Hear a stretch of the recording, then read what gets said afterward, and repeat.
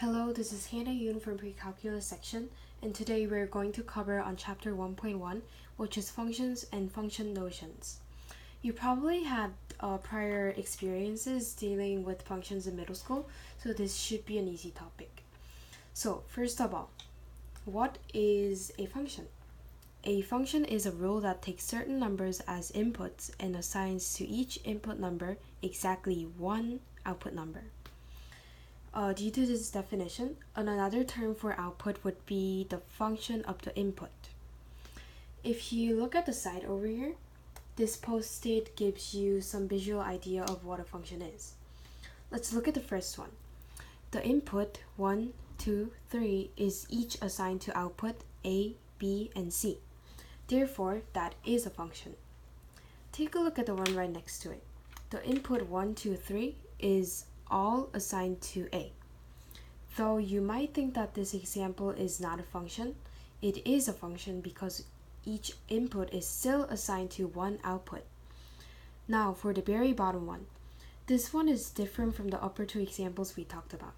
If you take a look, input 1 is assigned to 3 output, A, B, and C. But a function assigns one input for one output due to the definition over here. So as a conclusion, this model is not a function. I hope these examples helped, and we'll move on to the mathematical models over here. A mathematical model is a function to describe an actual situation.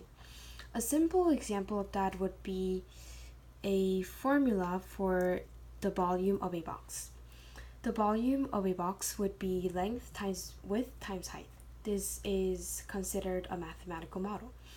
So, and a function notation is what we would usually express as y equals fx, as in y being the output and the x being the input. Now, we worked on figuring out if a certain relationship between a number is a function or not by testing if each input numbers are matched with only one output. When we are given a graph of a function, we can also determine if it is a function by not by the same method. It's called the vertical line test. So like you basically draw a line on the graph, anywhere on the graph, and if there is a vertical line that intersects the graph in more than one point, then the graph does not represent a function. Okay, so I guess that's it, and I hope you enjoyed.